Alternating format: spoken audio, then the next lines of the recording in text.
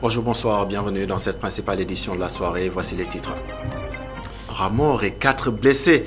Le bilan provisoire d'un carambolage à hauteur de la forêt classée de Banja. Les blessés ont été évacués à l'hôpital de Mbour. Et puis on y est, la note de service a été rendue publique hier. Elle concerne la suspension des opérations foncières sur 11 zones entre Dakar et Saint-Louis pour une durée de 3 mois. À l'aéroport Léopold Sédar Senghor, parmi les sites classés zone rouge, les ouvriers craignent déjà des pertes économiques. Puis c'est finalement un jeu de ping-pong entre les membres du collectif dit des mécontents de la mutuelle de santé des agents de l'État et les coordinateurs de la mutuelle de santé des agents de l'État de la région de Ziguinchor. Si les premiers accusent les coordinateurs de mauvaise gestion, ces derniers disent avoir réalisé des investissements significatifs dans la zone et ce, en toute transparence. Faites-vous partie de cette génération à qui les grands-parents racontaient des contes? Si oui, l'élément de Momodou Dieng va vous rendre nostalgique.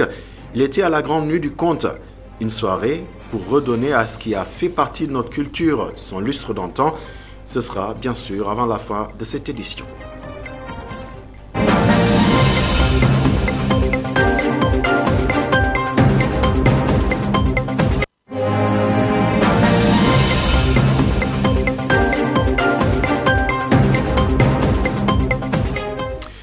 Bien le bonsoir. Encore des morts sur la route. Ceci fait suite donc à un carambolage entre 4 véhicules à hauteur de la forêt classée de Banja sur la route de Mbour. Le bilan provisoire fait état de 3 morts et 4 blessés, dont 2 dans un état grave. Les blessés ont été évacués à l'hôpital de Mbour.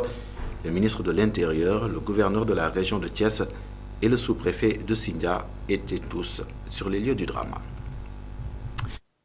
Notre mauvaise nouvelle est celle concernant donc le décès du maire de la commune de Rufisque-Ouest. Aline Mar a rendu l'âme donc ce matin à l'âge de 68 ans. Il avait réussi à remplir à la tête de la mairie lors des locales de 2022. Titulaire d'une maîtrise en droit privé, il a aussi été nommé en décembre 2022 président du conseil d'administration de l'ONRAC, Office national de recouvrement des avoirs criminels en remplacement de M. Chérif Ndianor. Par ma voix, le groupe E-Media Invest présente ses sincères condoléances à sa famille, ses amis, mais également à ses collègues. Nous ouvrons à présent notre chapitre dans cette édition, lutte contre la spoliation foncière, l'une des priorités du régime de Bassirou Diomaye Diakhar Faye, à l'exception des projets de l'État. Toutes les constructions sont suspendues sur 11 zones entre Dakar et Saint-Louis pour une durée de 3 mois. Le site de l'aéroport Léopold Sédar Senghor n'y échappe pas. Sur place, les ouvriers craignent ainsi des pertes économiques. Le reportage avec Fatimata Bintouba. C'est le balai des charretiers pour récupérer les matériaux de construction. Après le passage de la DESCOS sur les murs, l'arrêt des travaux est bien lisible. Une suspension que le jeune ouvrier Cherdouf risque de bien sentir, nous dit-il. C'est compliqué, tout est à l'arrêt ici. 3 mois, c'est beaucoup trop, surtout que c'est ici notre gagne-pain. Aliou est coursier dans une quincaillerie du site de l'aéroport. Depuis ce matin, il n'a pas encore effectué de livraison. Son activité est à l'arrêt pour le moment. Rien ne marche depuis. J'ai ma moto et je livre les matériaux de construction dans les chantiers. Mais là, il n'y a plus de clients.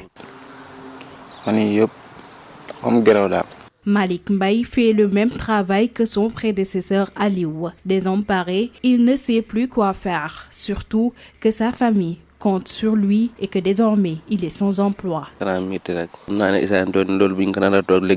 C'est très dur. Si nous restons 3 mois sans gagner de l'argent, la situation risque d'être ingérable. Nous ne comptons que sur ces chantiers.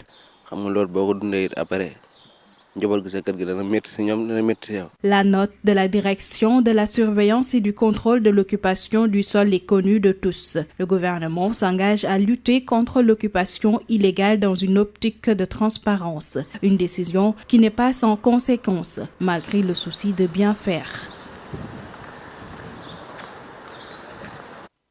Les commerçants du marché Petersen sont sur le pied de guerre.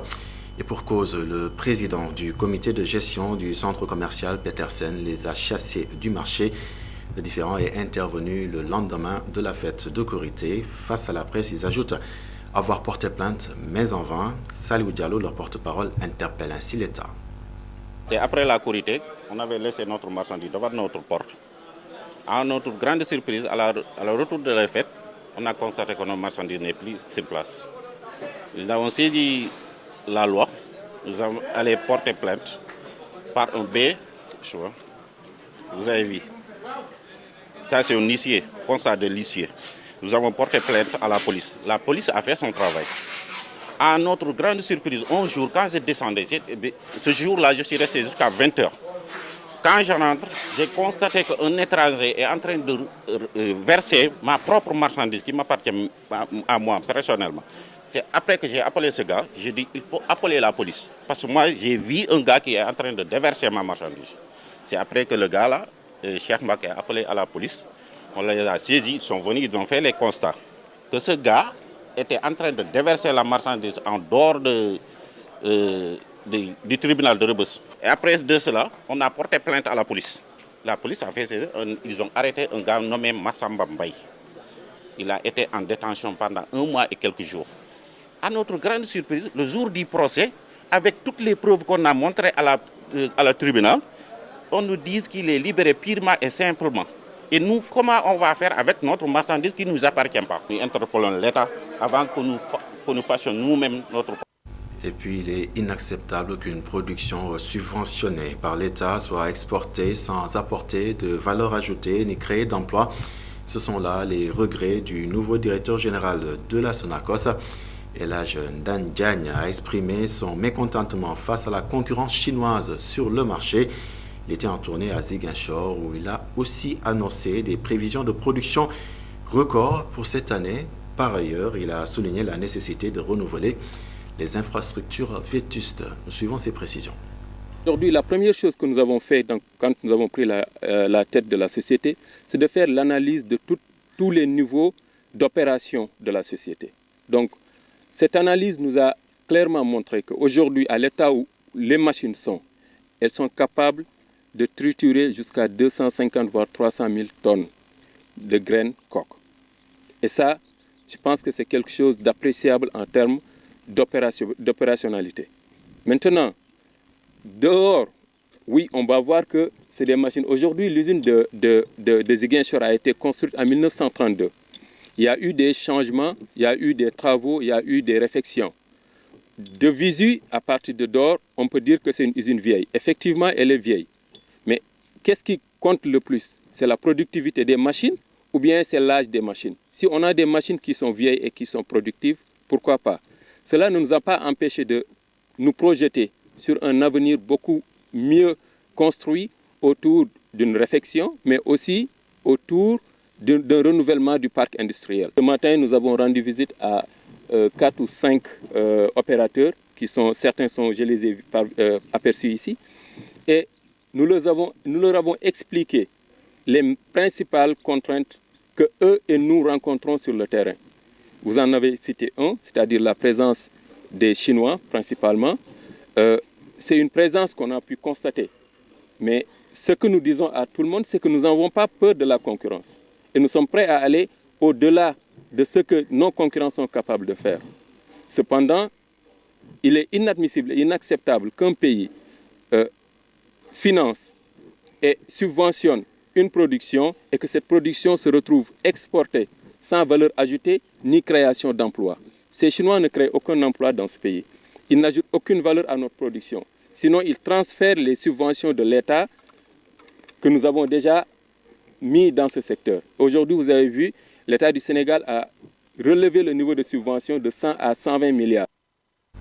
L'Union nationale des chambres de commerce, d'industrie et d'agriculture du Sénégal compte ainsi entamer une redynamisation de toutes ces instances. Serigne Mboup et compagnie veulent impulser une nouvelle stratégie à travers une réflexion approfondie pour mieux booster le secteur privé national, la diversification des partenariats, la mise à jour des représentations au niveau Les organes gouvernementaux étaient également au menu des échanges. Les précisions, c'est avec Moubarak Lo, statisticien. Suivons ces précisions, bien sûr. Je voudrais demander au ministre du Commerce, de l'Industrie et au gouvernement dans son ensemble de prendre les mesures nécessaires pour mettre de l'ordre, c'est-à-dire faire en sorte que les liens entre la Chambre nationale et les chambres régionales soient clairs et que tout ça ça existe déjà dans les textes, mais il faut que dans la pratique, que ça soit conforme Oui, le Sénégal, c'est souvent un problème d'application. Il faut aussi que, même dans les relations entre l'État et les chambres de commerce, qu'on sache que la porte d'entrée, c'est l'Union nationale. Mais je pense qu'il est temps de renforcer l'Union nationale, de renforcer aussi les unions départementales et régionales. Je parle de départementales parce que même au niveau départemental, il faudrait avoir des points focaux. Parce que moi, je suis de Louga, je suis maire de la commune de Niomré. Vous imaginez l'opérateur économique qui est à Linguère, qui doit faire des kilomètres pour venir à Louga pour une formalité. Ça peut le décourager. Donc il faut qu'on décentralise.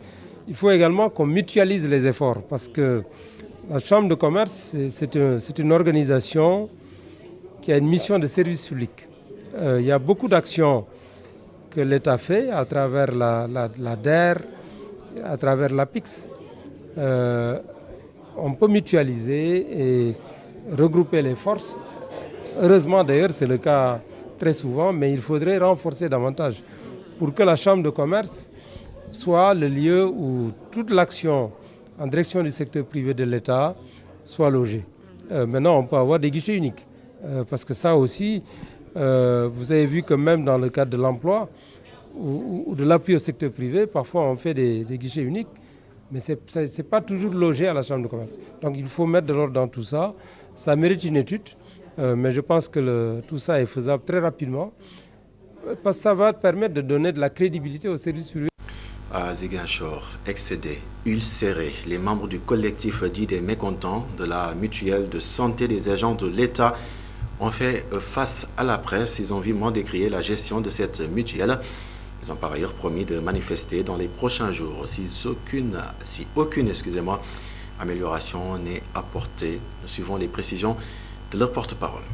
Nous faisons partie des mécontents, du collectif des mécontents de la mutuelle de santé des agents de l'État. Parce qu'il se trouve que nous sommes membres d'une mutuelle qui a plus de 50 000 adhérents au niveau national, 50 000 fonctionnaires.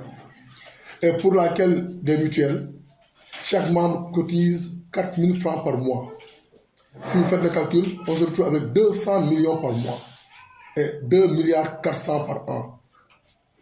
Et dans cette mutuelle, d'ailleurs, elle est la seule, ou c'est la pire des mutuelles du Sénégal, parce que si vous êtes malade, vous ne pouvez pas vous soigner. Si vous avez des médicaments, vous ne pouvez pas aller les prendre à la pharmacie. Je pense que nous avons prévu de faire un plan d'action qui va suivre après.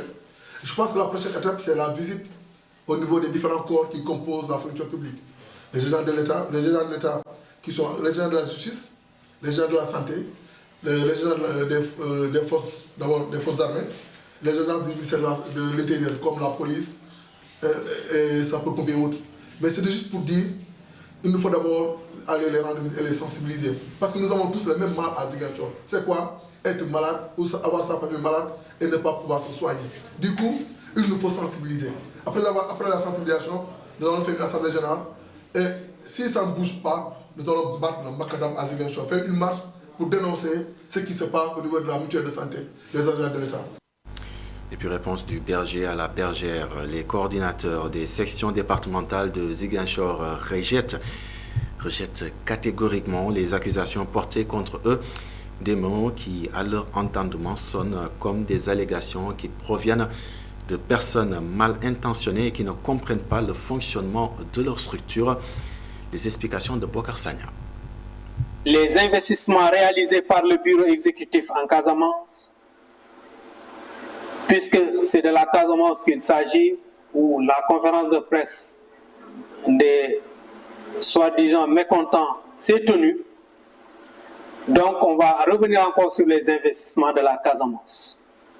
Sont utiles pour les adhérents et la mutuelle, mais aussi pour nos populations.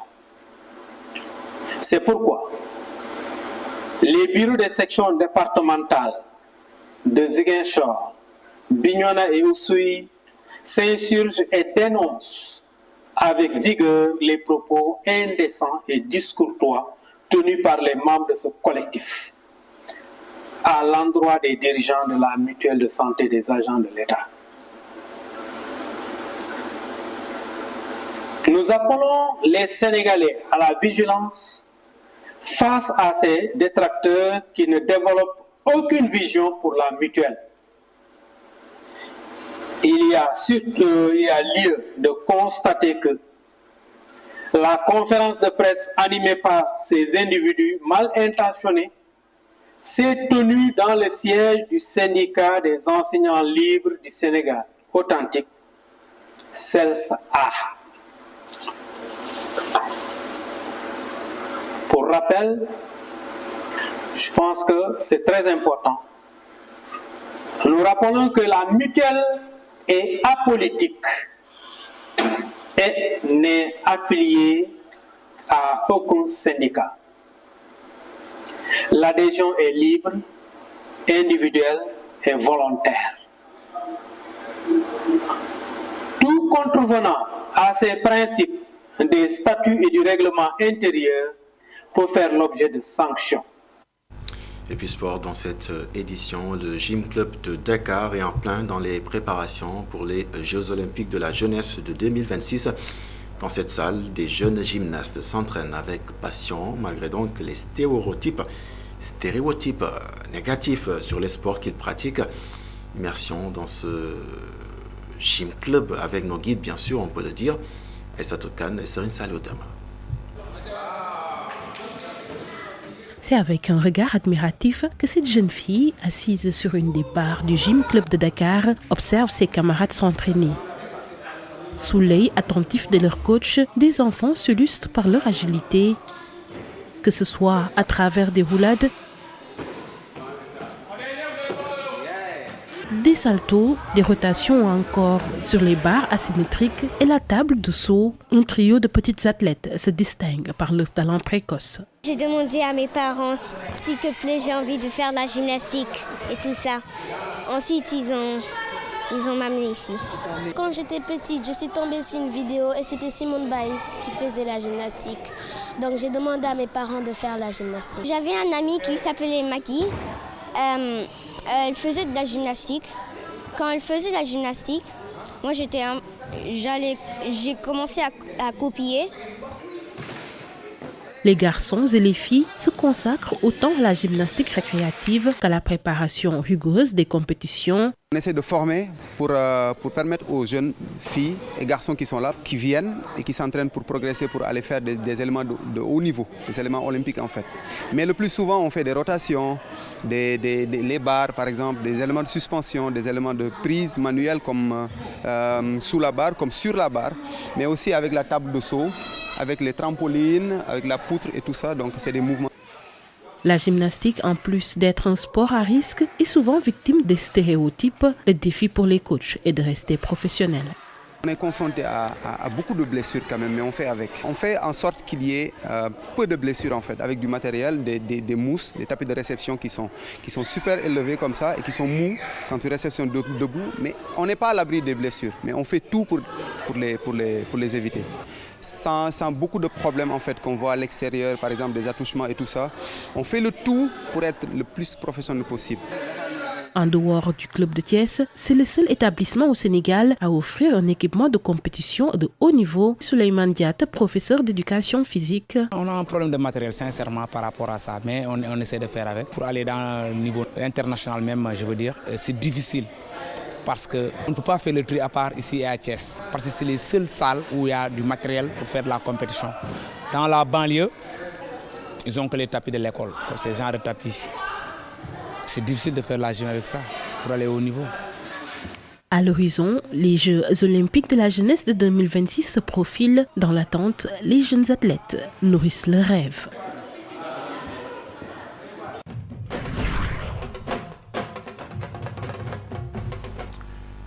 L'esplanade du Grand Théâtre de Dakar épouse une époque qui va sans doute vous rappeler la période des contes racontés par les grands-parents. Hier soir se tenait la grande nuit du conte, une soirée pour surtout redonner au conte sa valeur, disons, son lustre d'antan, dans une société moderne notamment.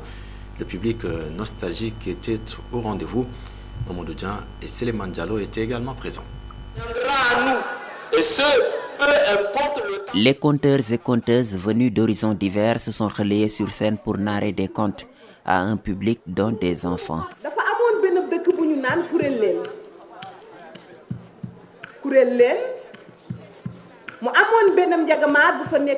Une scène, un décor à la fois villageois et urbain. Mais le concept, c'était de créer un environnement à la fois villageois et urbain. De créer un environnement où on peut montrer aux gens qu'on peut créer des décors en respectant l'environnement. Créer des décors à partir du bois, à partir des herbes. Reconstituer le village, les grandes concessions des villages et donner le sentiment qu'on est au cœur et montrer aux gens qu'on peut s'asseoir, se coucher pour assister à un spectacle. Et après maintenant, mettre de la modernité, utiliser le numérique, utiliser de la vidéo à l'intérieur du spectacle, utiliser aussi ces moyens-là. Mais la scénographie était très simple. C'est comment être dans un lieu fermé tout en étant ouvert. C'est pourquoi on a le ciel sur beaucoup de parties et on a peu de parties où on a bâché. C'était une scénographie qui disait que le Sénégal était résolument moderne si le Sénégal était résolument ancré dans son passé.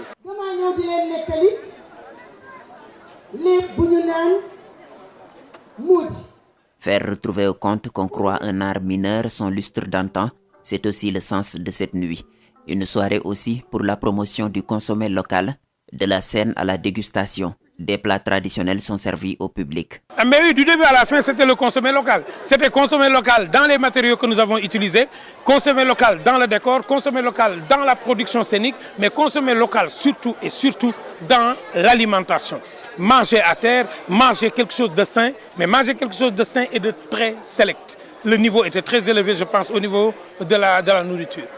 La grande nuit du conte, une occasion saisie pour lancer un appel aux entreprises locales afin d'accompagner le secteur de la culture. Je veux sensibiliser les entreprises sénégalaises, qu'ils comprennent que la culture, ce n'est pas des gens qui n'ont rien à faire et qui perdent leur temps. Si nous, depuis 12 ans, nous refusons d'aller chercher des subventions chez les Européens et que les entreprises sénégalaises ne veulent pas venir accompagner ces moments de droit, d'accès aux droits culturels, ils vont nous pousser à aller vers les institutions occidentales. Et à partir de ce moment, personne ne pourra dire rien du tout. Il faut que nous financions la culture nous-mêmes. Finalement, Mère Fama Ndiaye fut très contente. Pour cette deuxième édition de la Grande Nuit du Conte, l'initiateur à travers la Maison de l'oralité et du patrimoine Kër Leyti marque toute sa satisfaction. Élément signé le très culturel Mamadou Dian. Fin de ce rendez-vous avec l'information. Merci de l'avoir suivi. Excellente soirée, excellente suite des programmes sur la télévision d'ici et d'ailleurs.